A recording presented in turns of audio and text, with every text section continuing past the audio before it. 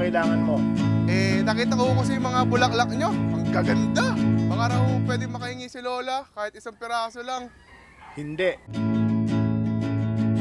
Nay, ganda pa din, no? Namumuhay pa din ang mga alaga natin. Hoy! Hoy! Kita ko! Apuli kita! Bagong pitas. Bakit ba ayaw niyong tigilan ang mga bulaklak ko, ha? Sino ba naman ang makakalimot sa'yo?